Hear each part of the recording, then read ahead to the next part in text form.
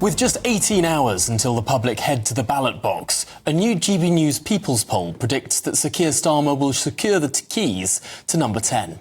Yes, well, let's take a look at what voters are thinking. So here you go. Labour ahead with 36% of the vote. Reform UK in second place with 20%.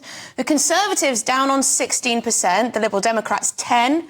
The Greens 9% and the SNP have 4%.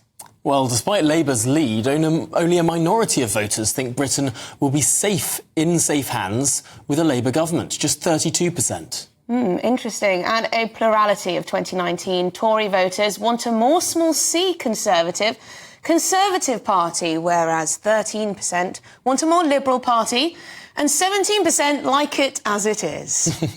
Plus, there is little tribal loyalty left in British politics, as half the country say they're only lending their party of choice their vote. Around 60% of Labour voters say they'll be lending their vote to another party. That's very interesting, but only 1 in 4 voters think the outcome of the election will make a big difference to their lives. Goodness me, lots to digest there. Let's speak to the man behind the poll. The pollster and academic, Professor Matt Goodwin, joins us now. First of all, it seems very, very odd that there is this lack of enthusiasm, this sort of lack of fulsome support behind any of these parties. And it looks like Sir Keir Starmer is going to waltz into number 10 on a lower share of the vote than Boris Johnson. I think that's right, Tom. This is still very much the none of the above election. We know it's taking place amid record levels of distrust and a lack of confidence in the political class. That was some crucial research going into this election campaign. And since the campaign started, we've really seen a lot of voters rejecting not just the Conservatives, but also Labour. I mean, here's one thing to consider. The combined vote share currently for the two main parties looks set to be the lowest combined vote share really since the two-party system that we have today began. There's going to be high levels of support for Reform, the Lib Dems, Greens, the SNP. And I think under the surface of these results on Thursday night, Friday morning, I do think this public disillusionment is going to be very visible and unavoidable for many people. Now, Professor, I think it's worth pointing out that you have Reform on quite a high proportion of the vote there. Now, other pollsters aren't putting them that high, and they're putting Conservatives above 20% in some we've seen in the last couple of days. What are you doing differently?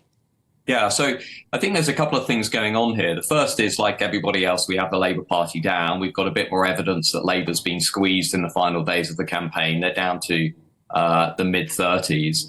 The difference here is we have Reform second, the Conservatives third. Now, we have Reform on 20%. Lord Ashcroft last night had them on 18%. Survation have just released a poll as I was coming on air, which have Reform on 17%. Other pollsters have them down at 11, 12%. So there is a lot of variation as to where people are putting this Reform vote share. We're not doing anything differently. We're using the same methodology we've used during the entire election campaign, before the campaign. We're using a data provider that's used by 3 or 4 different pollsters. So we haven't changed our underlying method at all. We're simply saying that we expect the Reform Party vote, not necessarily seats, remember, but the vote share to be a little bit higher than what some other pollsters are putting it. And this is the interesting point, is it not? When we're looking at national vote share, of course, we're looking at the SNP there in your poll on 4%. If another party was on 4%, they would barely get any seats. The SNP are going to get double digits, likely, of seats because it's a very concentrated vote share. I wonder if Reform, given their big air war message, their sort of rallying style of politics, trying to get the message out to as many people across the country as possible, is perhaps less targeted. And therefore, there are going to be quite a few wasted Reform votes in seats that they would never hope to win. I think that's a great point, Tom. There is some analysis already by some of my academic colleagues showing that this is going to be the most disproportional election since 1983, since the SDP almost replaced Labour in the national polls. Some viewers will remember that time in British politics. And what that means is that we're going to see lots of votes not corresponding to the same number of seats. So you might see, for example, Nigel Farage and Reform, a bit like he did in 2015, polling 4 million votes, but only coming out with 1 or 2 seats. In the same way you might see, for example, the Conservatives polling a low share of the vote compared to what they're used to, but still, a fairly large number of seats. And I think one of the key messages that's going to come out of this election, I suspect, will be, again, this case for reform, that we're going to not reform the party, but reform the system. We're going to have lots of people feeling as though they've been voting for parties that have won very few seats, and we're going to have a lot of apathy out there in the country. The other thing, by the way, briefly to keep your eyes on, is turnout. Turnout may well fall into the low 60s, if not the high 50s. So we might see something like what we saw in 2001, 2005, lots of people just refusing to engage with the election at all. That's another key thing to watch out for. But this is going to be, fascinating. There's so many known unknowns going into this. How many seats are Reform going to win? How low are the Tories going to go? How high is Labour going to go? Will Labour re-emerge in Scotland? I suspect they will. Also, the Lib Dems, are they going to have a better night than some are predicting? And where are those undecided voters going to go, Emily and Tom? I mean, we've got 6 to 10% undecided voters even today. What are they going to do when they go into the polling station? So treat all polls with a pinch of salt. All right, that's the first thing really to say. And just lastly, I'll leave viewers with this. We're either going to see the biggest Labour majority that we've really seen ever in British history, or we're going to see the biggest error that we've ever had in polling, in the polling industry's history, in which case pollsters should really shut up shop and walk away with their tail between their legs. So we're going to see one of those two things. Yeah. Fascinating. Matt, we're not going to let you go quite yet. Very interesting, some of the questions you're asking. Only a minority of voters think Britain will be in safe hands with a Labour government. 43% think it will not be in safe hands. The level of scepticism, and also what we see is how people aren't really voting for something. They're voting against the alternative. Perhaps that's different when it comes to reform, because there's a bit of momentum behind that, people voting for that to be the opposition, that party. But yes, people, they're just scared of the other option. It's a bit depressing, isn't it?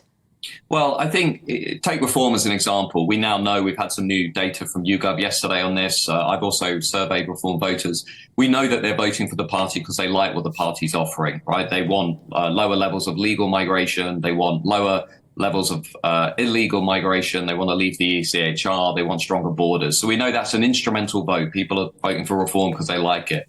But we also know that when it comes to the Labour Party in particular, there's actually very little mass public enthusiasm for the Labour opposition. It's not that Keir Starmer is winning this election.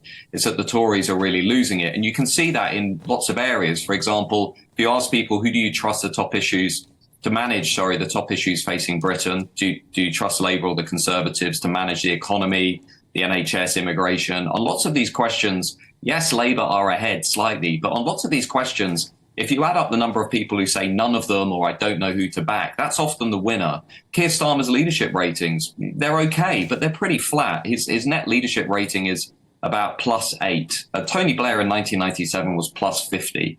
Okay, so we don't have a leader who's cutting through, which is why, my prediction, if I'm allowed to make one, is that I do think this Labour government, if indeed we end up with one, is going to be very unpopular very quickly, because it doesn't seem to have strong foundations. There isn't a positive endorsement of Labour. So you've got a lot of disillusionment out there in the country. We know the economy is not going to improve anytime soon. We know Labour have had to buy into public spending cuts that have been left in the government finances. And we know probably taxes are going to have to go up, if we're being honest with voters, or we're not going to be able to afford the amount that we're spending on our national debt and public services. So if you put all of that together, I do think this Labour government is going to have a very difficult time in office. And it may be that, this honeymoon period, if there is one for Keir Starmer, may be one of the shortest honeymoon periods we've actually had in contemporary British politics, where the debate moves on from, hey, look at this massive majority, to, hey, look at all of these problems in a matter of hours.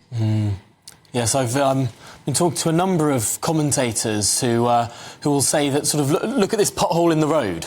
This is currently Rishi Sunak's pothole, but on Friday, that becomes Keir Starmer's pothole, and everyone becomes very, very angry with Keir Starmer, because what on earth is he going to do about it? Matt Goodwin, thank you so much for joining us and talking us through that poll. Really interesting stuff there.